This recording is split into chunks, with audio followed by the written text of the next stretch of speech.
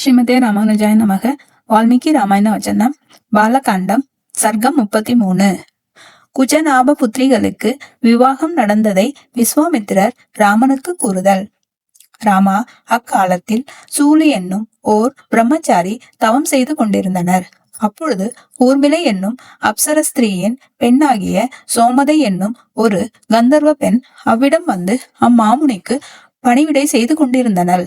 அவள் ஒரு நாள் அம்முனிவரை நோக்கி, உமது தப்போ மகிமையை கொண்டு எனக்கு ஓர் புதல்வனை தர வேண்டும் என்றனள். அவரும் அவளிடத்தில் அனுகிரகம் செய்து தன் மனத்தினின்றும் பிறந்த பிரம்மதத்தன் என்னும் ஓர் உயர்ந்த புதல்வனை அவளுக்கு தந்தனர். அந்த கந்தர்வியும் சத்திரிய ஜாதியானது பற்றி அவள் பிள்ளையாகிய அந்த பிரம்மதத்தனும் அரசனாயினன்.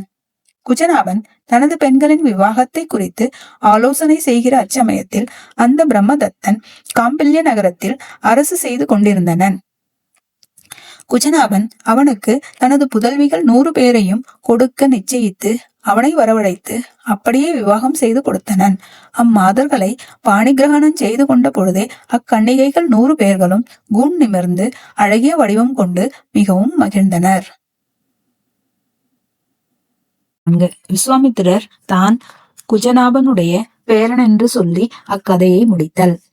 பிரம்மதத்தன் மனம் புரிந்து தன் பட்டணத்திற்கு சென்ற பின் குஜநாபன் மகப்பேறு விரும்பி புத்திர காமேஷ்டி செய்தனன். பின்பு சில காலம் செல்ல அக்குஜநாபனுக்கு காதி என்னும் ஒரு குமாரன் கிருதாசி என்னும் அப்சர ஸ்திரீயினிடத்தில் ஜனித்தனன். ராமா, அக்காதியே எனக்கு தகப்பனார். குஜவம்சத்தில் பிறந்தேன் ஆகையால் என்னை கௌசிகன் என்பர். என்னுடன் பிறந்தவள் சத்தியவதி என்னும் ஒருத்தி உண்டு. அவள் எனக்கு முன் பிறந்தவள்.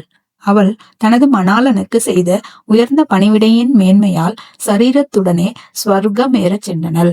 அன்றியும் அவள் இப்பூமியில் கௌசிகி என்னும் ஓர் மகா நதியாகவும் தோன்றி ஸ்வர்க்கத்திலிருந்து இமயமலையின் அருகில் பெருகி வருகின்றனள். நானும் நேசத்தினால் அம்மலைச்சாரலிலேதான் எப்பொழுதும் வசித்திருக்கின்றேன். நான் யாக நியமத்தில் ஊன்றி கௌசிக நதியை விட்டு சித்ராசிரமத்திற்கு வந்து உனது பேர் உதவியினால் சித்தியை அடைந்தவன் ஆயினேன்.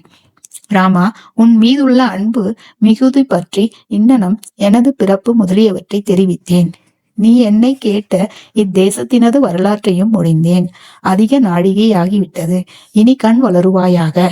விழித்து கொண்டிருந்தோமாயின் இனி வழிநடைக்கு அசக்தி நேரிடும் என்றனர்.